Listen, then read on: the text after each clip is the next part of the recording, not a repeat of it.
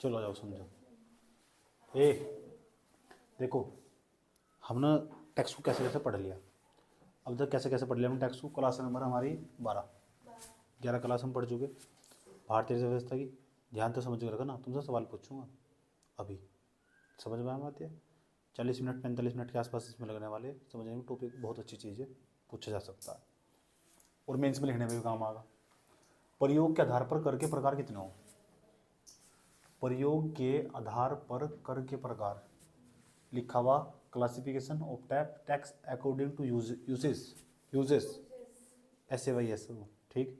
कुछ ऐसे भी लिखते हैं USES, वो भी सही है और ये भी सही है। समझ में बात है। वो इंग्लिश के दौरान बताऊंगा जब इंग्लिश पढ़ाऊंगा, ठीक। समझ में आ रहा। अब जो प्रयोग के आधार पर जो कर हो ना, वे दो प्रकार के हों पूरी दुनिया में जो कर होंगे।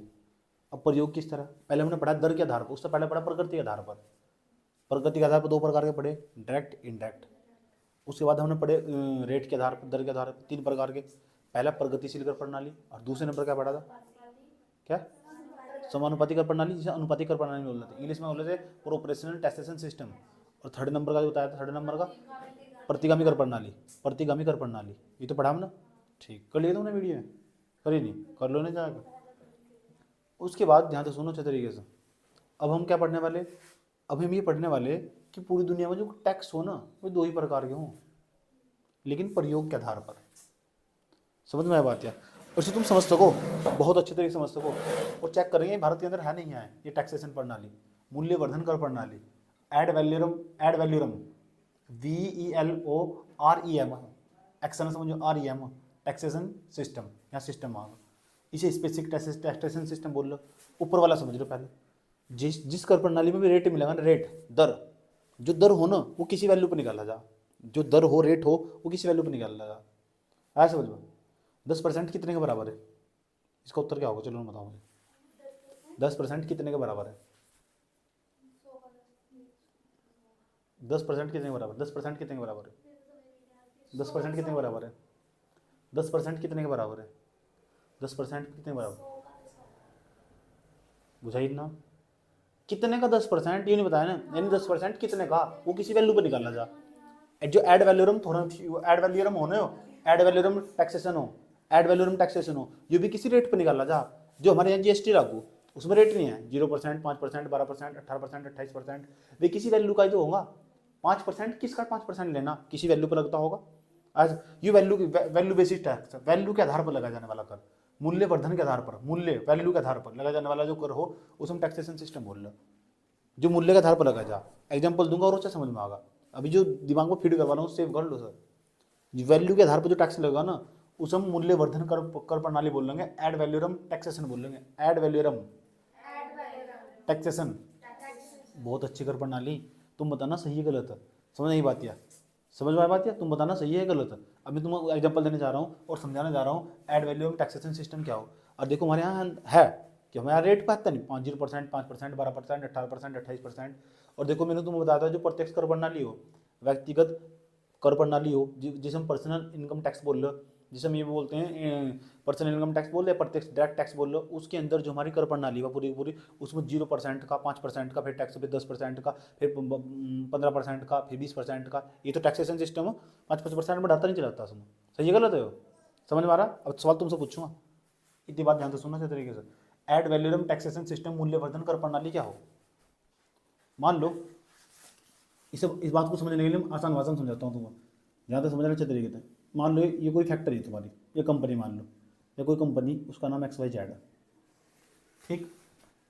यहाँ वस्तु बनी, वस्तु बनकर यहाँ तक गेट से बाहर निकली। जैसे वस्तु गेट से बनकर बाहर निकलेगी, अब वस्तु मान लो 100 रुपये की बनी, तो एक्साइज डिपार्टमेंट वाले लोग मिलेंगे, तो यहाँ सरकार एक्साइज ड्यूटी लगा देगी। एक्साइज ड्यूटी कौन सी ड्यूटी लगा देगी, जिसे हम उत्पादन कर भी बोलते हैं, उत्पादन पर लगाए, वस्तु के उत्पादन पर लगाया कर उत्पादन कर बोलते हैं। एक्साइज ड्यूटी से तो बोलते हैं केंद्रीय उत्पाद कर, सेंट्रल एक्साइज ड्यूटी से बोलते हैं। लगाया जाएगा नहीं, सरकार के द्वारा लगा दिया जाएगा, सरकार तुरंत लगा देगी एक्साइज ड्यूटी। अब मान लो ये 10%, कितने परसेंट फिक्स कर रखा है सरकार ने, 10%। रेट दे दिया, रेट दे दिया, कोई दिक्कत नहीं आती। इसका 10% लगाओ, कितना बैठेगा बताओ, 10 का 100 का 10% कितना बैठेगा, 10/, तो 10 ही आ जाएगा, इसमें 10 जोड़ दो, वस्तु कितनी हो जाएगी, वस्तु कितनी हो जाएगी, यानी जो बंदा अगर लेके जो बेचने जा रहा था ना वो 100 रुपये के तो बेचने का नहीं, अब 100 के नहीं बेचने का, कितने बेचेगा, 110 के तो कम बेच नहीं सकता, क्योंकि सरकार ने 10 रुपये का टैक्स लगा दिया उसके ऊपर। यहाँ तो सुनते रहना अच्छे तरीके से। मान लो जब 10 रुपये का टैक्स लगा दिया तो 110 रुपये की वस्तु बेचेगा वो। मैं तुम्हें समझाने जा रहा हूँ एड वैल्यूम टैक्सेशन सिस्टम हो क्या, और ये अच्छा कि बुरा। और तुम देखना सरकार तुम्हारा कितना बेवकूफ़ बना रही है, समझ में आया बात। या सरकार को कुछ नहीं करना पड़ता, सरकार ने कहा एक्साइज ड्यूटी 10% लगेगी, कुछ नहीं करनी सरकार। मान लो दुनिया में महंगाई आ गई, और दुनिया में महंगाई, इन्फ्लेशन बढ़ रहा, महंगाई बढ़ रही, इन्फ्लेशन बढ़ रहा, जैसे जैसे महंगाई बढ़ रही, तो ये बताओ जब जैसे महंगाई बढ़ेगी तो जो वस्तु की उत्पादन लागत थी वो बढ़ जाएगी, क्योंकि जो रॉ मटेरियल हो, आसपास कच्चा माल हो, महंगा नहीं हो जाएगा वो, क्योंकि महंगाई बढ़ रही दुनिया में। जो ये वस्तु पहले 100 रुपये की बनकर बाहर निकल रही थी, मान लो अब वह ना 120 रुपये की बनकर बाहर निकल रही, कितने की, सरकार कितने को, सरकार ने टैक्स कितना कर रखा है, बढ़ा नहीं घटा नहीं तो नहीं, बस 10% जो तो अगर रखा तो 10%, 120 का 10% निकाल लो, तो 10% निकाल लेंगे, 10/100 काट दोगे, कितना बैठेगा, 12, जोड़ दो उसमें 12। अब बताओ वस्तु कितनी बैठेगी, 120 रुपये की, कितने की, 122 की, 122 रुपये की, 132 होगा है ना, तो वस्तु कितनी जाएगी, 132 रुपये की। अभी बता दो मुझे 12 रुपये का टैक्स लगा नहीं, ठीक।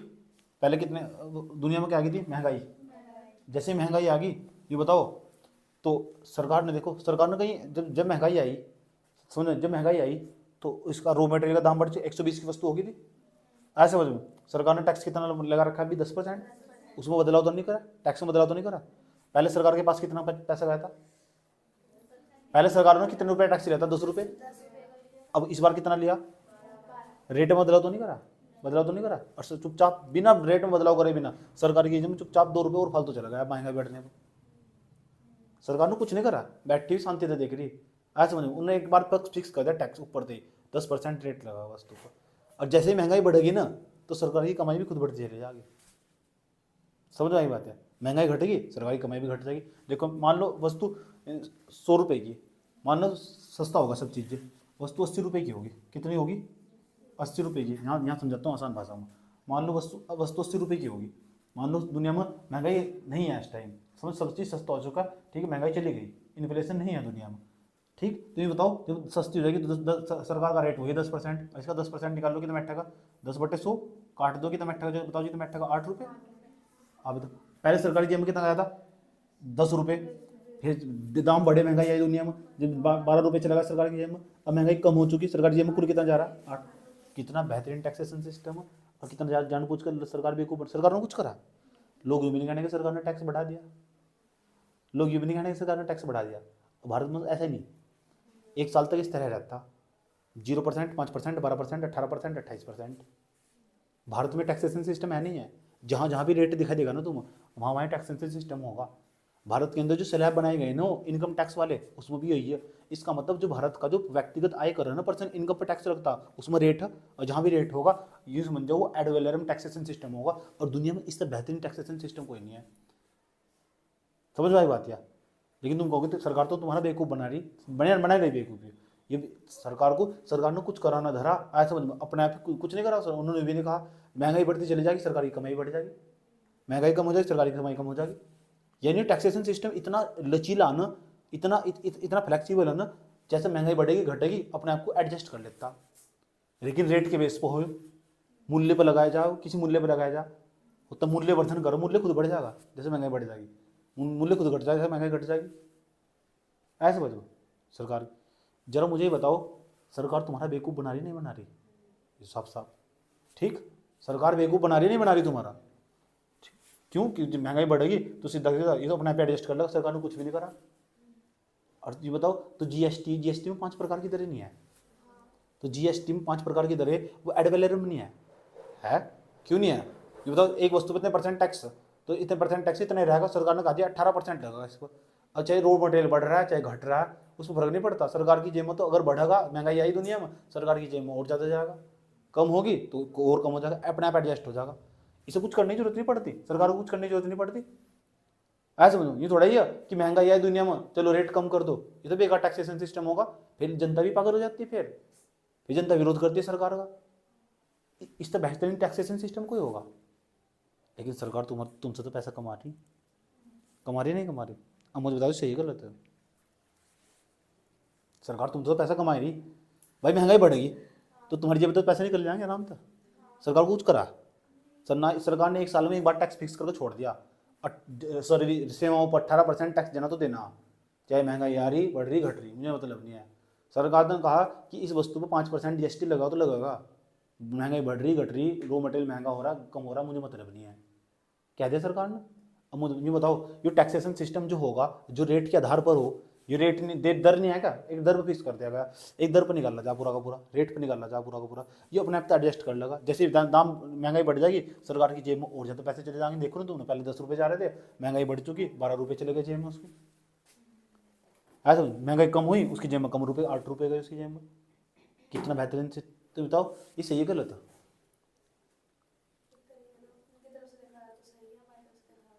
सही गलत है बता।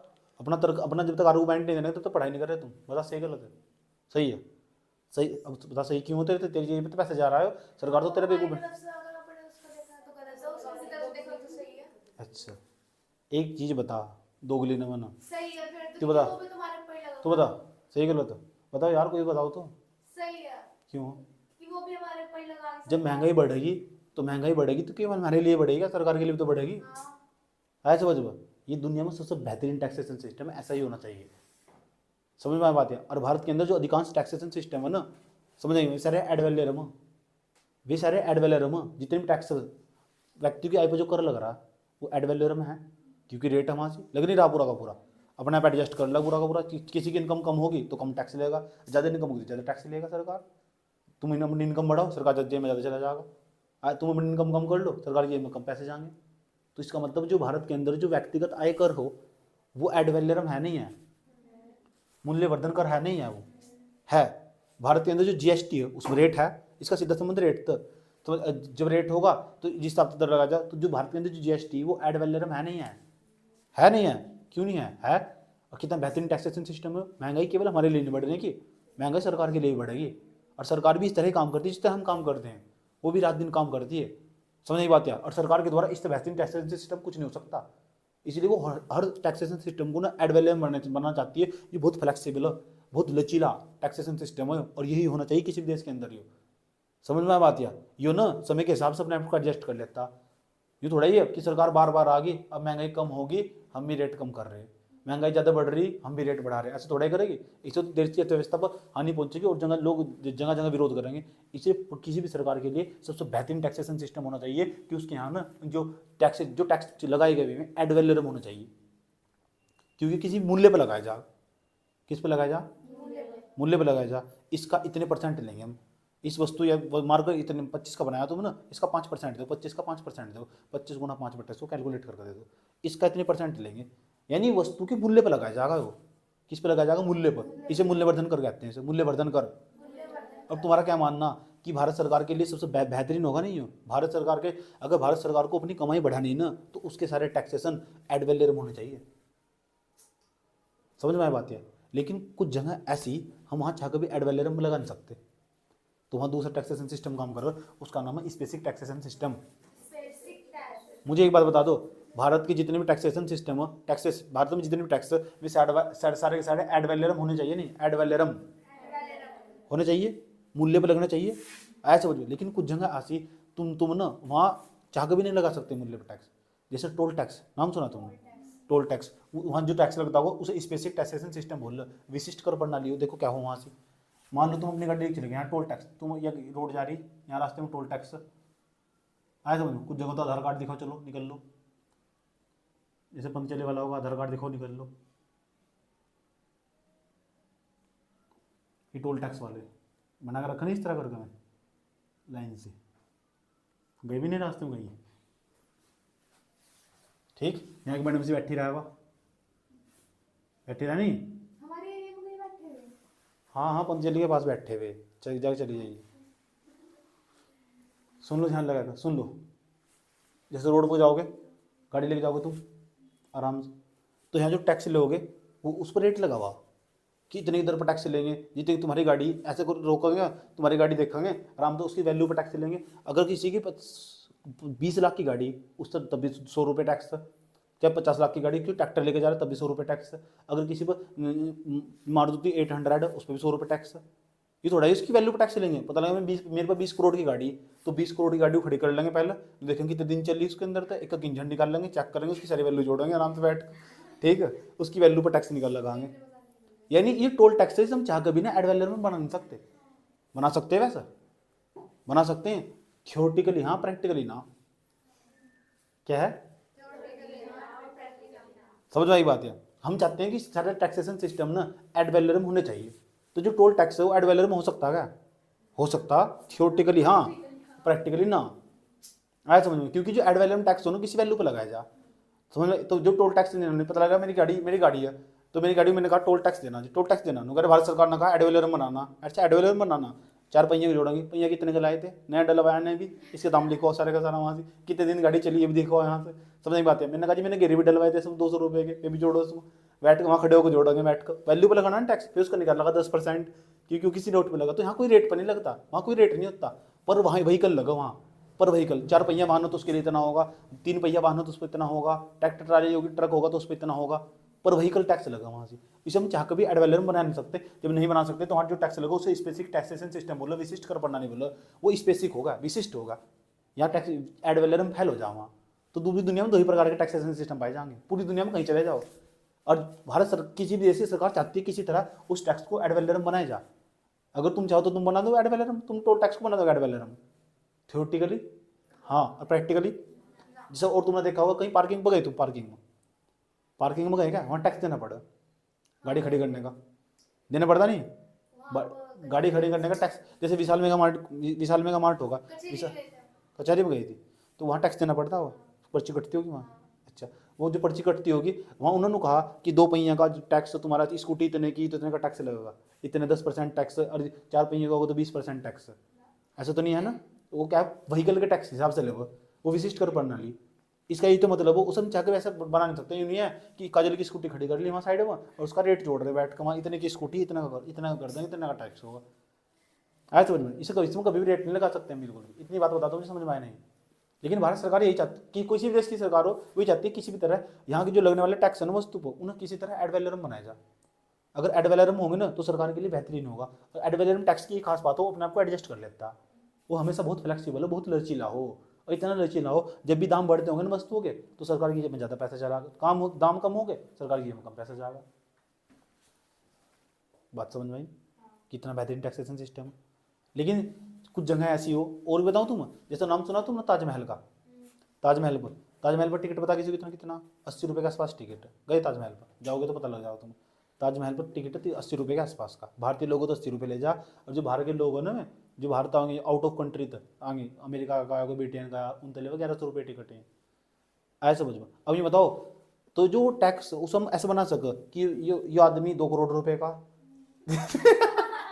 तुम खुद ही सोचो, और ये 5 किलो का आदमी इस पर कम टैक्स लगेगा, और ये 2 कुंटल का आदमी से ज़्यादा टैक्स लगेगा।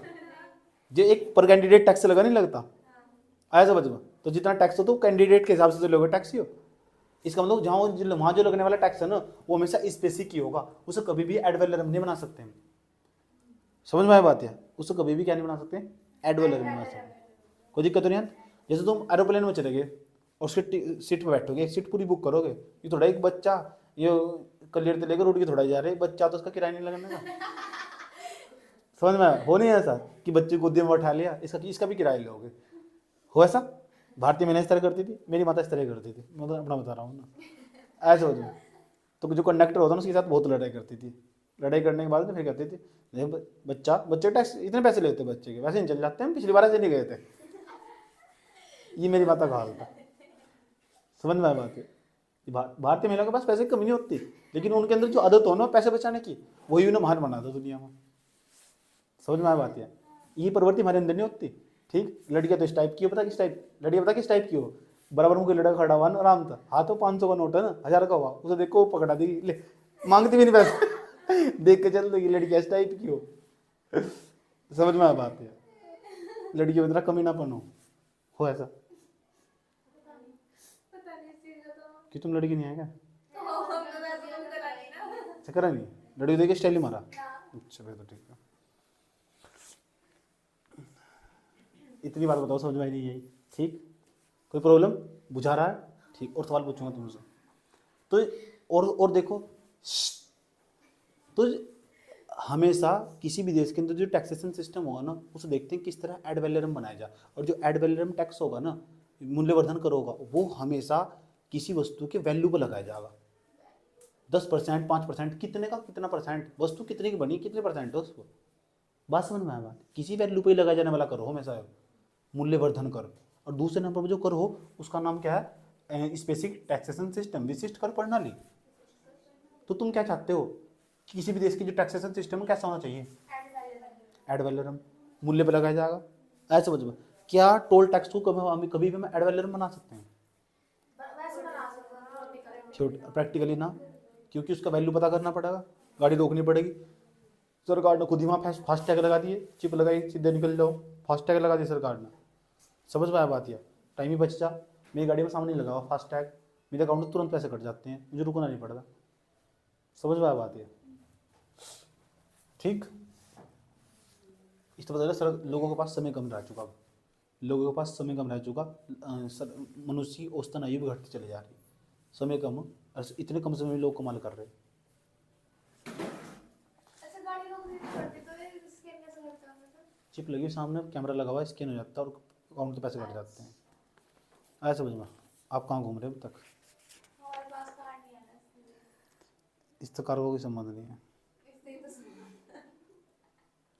अब मैं तुमसे सवाल पूछता हूँ, देखते हैं कितनी बुद्धि तुम्हारे अंदर। बताओ जरा मुझे कि जो विशिष्ट कर प्रणाली या स्पेसिफिक टैक्सेशन सिस्टम, ध्यान तो सुनना चाहिए तरीके था, कितना दिमाग हो तुम्हारे अंदर। जो स्पेसिफिक टैक्सेशन सिस्टम है, ये वैल्यू पर नहीं लगने का। ऐसा समझ में, पर व्हीकल तो पर व्हीकल लगेगा। समझ में आई बात? या कोई तुम पर व्यक्ति तो पर व्यक्ति पर लगेगा टैक्स। ताजमहल देखने चले गए या कोई वर्ल्ड हेरिटेज साइट देखने चले गए कहीं तुम, समझ में आई बात? तुम तो मैंने दर के आधार पर 3 रेट पढ़ाए थे। एक तो पढ़ाया था प्रगतिशील कर प्रणाली, एक पढ़ाया था समानुपाती कर प्रणाली, एक पढ़ाया था प्रतिगामी कर प्रणाली। मुझे बता दो जो स्पेसिफिक टैक्सेशन सिस्टम है, इन तीनों में तो कौन सा? जो विशिष्ट कर प्रणाली है, स्पेसिफिक टैक्सेशन सिस्टम, ये प्रगतिशील कर प्रणाली है, आज समझ में, या फिर समानुपाती कर प्रणाली या प्रतिगामी कर प्रणाली? कैसे? क्योंकि पर कोई पर लगा ना, अगर एक भी हो सका। हाँ, अब यार एक बात तो बताओ, मैं ताजमहल देखने चला गया और ये भी ताजमहल देखने चली गई, यार मेरी इनकम 2 लाख रुपए है और ये भी अपने माँ बाप से पैसे ले रही, समझ नहीं बात? यार तो प्रतिगामी नहीं होगा? यानी इनकी जो इनकम है 500 रुपये महीने, 500 रुपये कमा रही है, समझ नहीं बात? है दोनों दूसरे घर में पोचा मारने जाती हैं, वहाँ तो 500 रुपये मिलते हैं ना।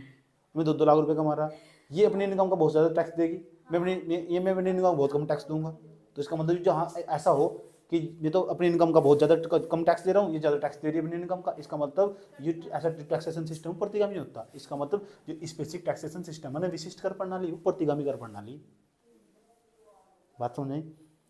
और सरकार क्या कहती है, प्रणाली कैसी होनी चाहिए? प्रगतिशील टैक्सेशन सिस्टम होना चाहिए। और जो डायरेक्ट टैक्स है ना हमारे यहाँ, वो प्रगतिशील है। समझ में आया? हमारे यहाँ जो डायरेक्ट टैक्स है ना, वो प्रगतिशील है। इतनी बात बता दो, मुझे समझ में आई ही नहीं आई, कोई प्रॉब्लम यहाँ था? ठीक, एक सवाल और, जो मूल्यवर्धन कर प्रणाली है, मूल्यवर्धन कर प्रणाली ये प्रगतिशील है, समानुपाती है या प्रतिगामी है? सब साफ साफ दिखाई दे रहा है, इसमें बताने की जरूरत क्या है? जब बताइए या तुम्हें, मैंने कहा टैक्सेशन सिस्टम सारे के सारे यही होना चाहिए, प्रगतिशील होना चाहिए, इससे बेस्ट क्या होगा? समझ आई बात? यार सरकार के लिए आएगा ठीक ठाक स्रोत हो सके, नहीं हो सकता। पूरी दुनिया में हमेशा यही टैक्सेशन प्रणाली, और इसे हम पूरी तरह कोशिश करते हैं इसी विशिष्ट कर प्रणाली को खत्म कर दिया जाए। समझ में आया बात? है ठीक, क्योंकि ये सरकार के लिए बड़ी मात्रा में आय का सर्जन नहीं कर पाती है। जितना टैक्सेशन आय का सर्जन वहाँ से होगा। अगर महंगाई बढ़ेगी तो ये थोड़ा ही तुम टोल टैक्स बढ़ा दोगे, महंगाई घटेगी टोल टैक्स कम कर दोगे। समझ में आई बात? जितना है इतना ही लोगे।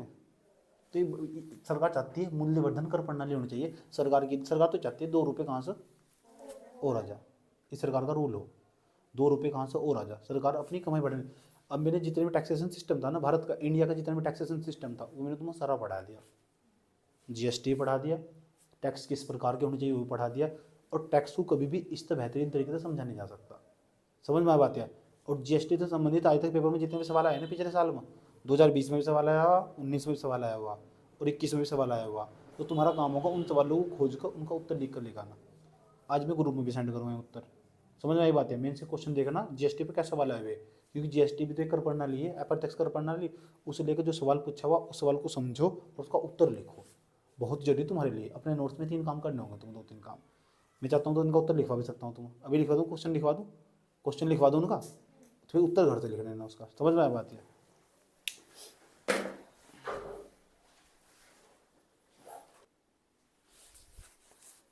क्वेश्चन लिखो जो मेंस का क्वेश्चन आया था, ठीक। इसका उत्तर लिखना आराम से, जितना मैंने डाटा पढ़ाया आराम से लिख सकते हो। प्रश्न नंबर फर्स्ट 15 अंकों का क्वेश्चन आया था। लिखो वस्तु एवं सेवा कर, वस्तु एवं सेवा कर, वस्तु एवं सेवा कर, ब्राइट में लिखो राज्यों को क्षतिपूर्ति, राज्यों को क्षतिपूर्ति अधिनियम, राज्यों को क्षतिपूर्ति, ब्राइट बंद कर दो पहले, राज्यों को क्षतिपूर्ति ब्राइट बंद कर दो, उसके बाद लिखो अधिनियम, लिख दिया, फिर कोमा लगाओ। 2017 के तर्काधार की व्याख्या कीजिए, 2017 के तर्काधार की व्याख्या कीजिए।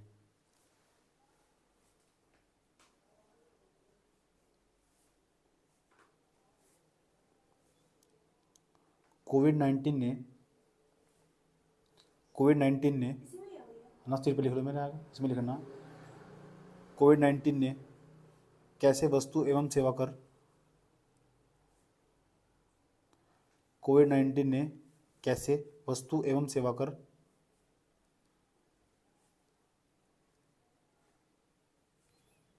कैसे वस्तु एवं सेवा कर क्षतिपूर्ति निधि, क्षतिपूर्ति निधि, क्षतिपूर्ति निधि ब्राइट में लिखा हुआ जीएसटी कंपनसेशन फंड, कल ही बताया था मैंने तुम्हें। जीएसटी कंपनसेशन फंड को प्रभावित, जीएसटी कंपनसेशन फंड ब्राइट बंद कर दियो, जीएसटी कंपनसेशन फंड, हिंदी में लिख रखा है, इंग्लिश का ऑडियो, ठीक है। जीएसटी कंपनसेशन फंड को प्रभावित, जीएसटी कंपनसेशन फंड को प्रभावित और नए संघीय तनाव को उत्पन्न किया, और नए संघीय तनाव को उत्पन्न किया।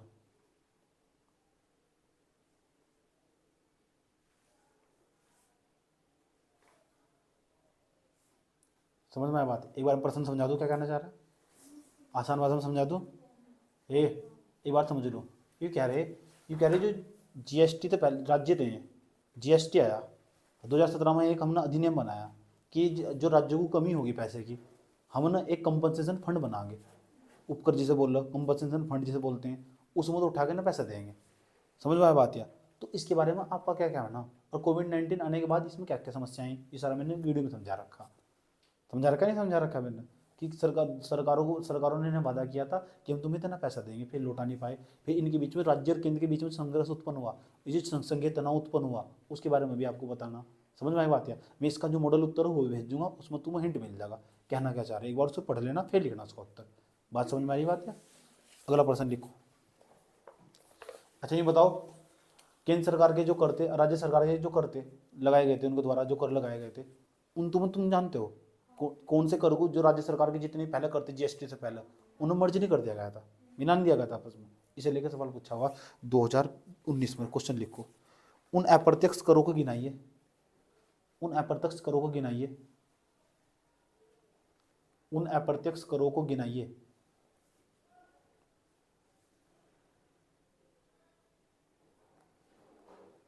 उन अप्रत्यक्ष करों को गिनाइए, उन अप्रत्यक्ष करों को गिनाइए। क्या लिखा, जो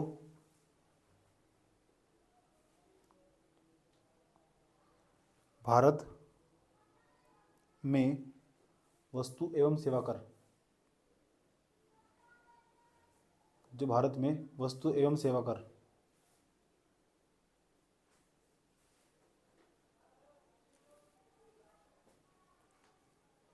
ब्रैकेट में जीएसटी में सम्मिलित किए गए हैं वस्तु एवं सेवा कर ब्रैकेट में जीएसटी में सम्मिलित किए गए हैं, लिख दिया ना। आगे लिखो उसमें भारत में जुलाई 2017 से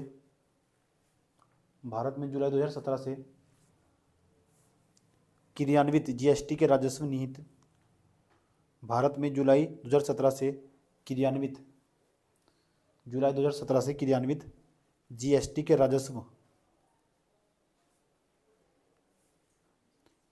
राजस्व निहितार्थ पर टिप्पणी कीजिए। जीएसटी के राजस्व निहितार्थों पर टिप्पणी कीजिए। जीएसटी के राजस्व निहितार्थों पर टिप्पणी कीजिए। इसका भी मैं मॉडल उत्तर भेज दूंगा, पढ़ते समझ में आएगा तुरंत। पीछे की वीडियो देख रखे तुरंत समझ में आ जाएगा इसमें। कारण जीएसटी से पहले पहले कौन से अप्रत्यक्ष करते हैं जो इसमें शामिल कर दिए गए। समझ में आया बात या बात है?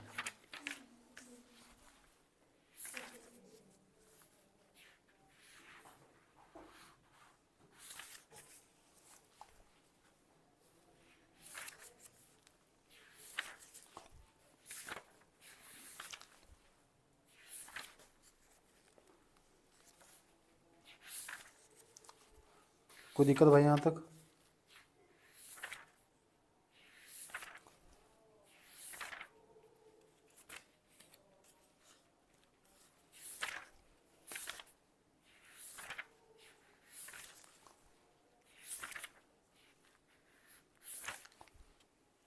और तुम्हें कोई लग नहीं रहा इसमें क्वेश्चन? ठीक है, 2 क्वेश्चन को अब तो लिखना तुम, मैं इनका मॉडल आंसर भेज देता हूँ। ठीक, आज हम ये रखते हैं। अब 13वें नंबर की जो क्लास होगी हमारी, ठीक, उस 13वें नंबर की क्लास में ना बजट स्टार्ट करने वाले। समझ में आया बात है? अब बजट बहुत बड़ी चीज़ है, कम से कम 8 से 7 क्वेश्चन हर साल पीटी में आते हैं यहाँ। और एक क्वेश्चन तो 2021 में लास्ट बार ही पूछ लिया, मेंस का क्वेश्चन पूछ लिया। बहुत इंपॉर्टेंट सेक्शन है, कुछ नहीं पढ़ा ना। जो बच्चे इसमें तो इकोनॉमिक्स में तो कुछ नहीं पढ़ते और उनका पीटी क्लियर हो जाता और मेंस का पेपर आने वाला उनका, ये बजट पढ़ के चले जाते, काम हो जाए उनका। बजट बहुत चीज़ है, सारा काम ही बजट का। बजट ही नहीं होगा क्या करोगे? कहीं की इकोनॉमिक्स जब बजट ही नहीं होने का, तो मेन चीज़ तो बजट ही हो। समझ में आया? तो हम बजट स्टार्ट करने वाले कल से। देखते हैं बजट किस तरह। मैं बजट इस तरह पढ़ाऊंगा तुम्हें कि तुम है ना अगली बार जब भी बजट अपडेट होगा तो उसमें तो क्या क्या चीज़ पढ़नी होगी, ओरिजिनल डॉक्यूमेंट दिखाऊंगा तुम्हें कि कैसे कैसे बजट पेश होता और क्या क्या करते हैं, कौन पेश करते हैं, कहाँ कहाँ तो प्रक्रिया स्टार्ट हो, कौन से संविधान में कहाँ कहाँ उल्लेख करा गया है इसका, तभी इस फोकस में पढ़ाऊंगा बजट।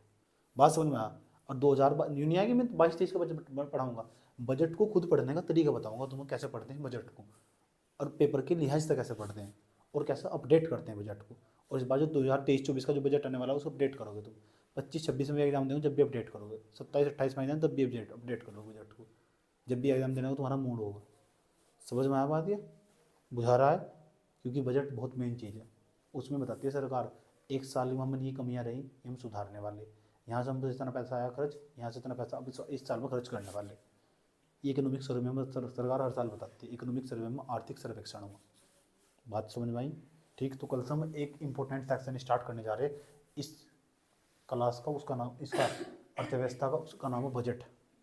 बजट बात समझ में आई? तो उसके बाद हम बजट पढ़ेंगे।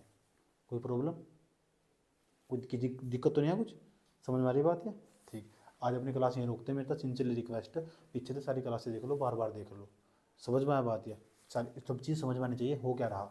अब पिछले साल के सवाल जरूर देखो, पीरी के सवाल देखो, उनकी शब्दावली पढ़कर शब्दावली पढ़कर ना वर्ड दिमाग में जाते हैं। डेली पढ़ना, डेली कंटिन्यू उस जो शब्दावली पढ़ेगा जो वर्ड दिमाग में जाते हैं। कहाँ राजस्व आया, इसका मतलब क्या कहना चाह रहा, कहाँ मूल्यवर्धन कराया, कहाँ प्रतिगामी कर प्रणाली, कहाँ पर रिग्रेसिव टैक्सेशन सिस्टम में क्या लिखा हुआ, उसके अंदर डिस्क्रिप्शन में क्या लिखा हुआ, उसके डेली पढ़ो, उनके उत्तर घर जाएगा। समझ में आया बात है? तब जाकर समझ पाओगे ये वर्ड।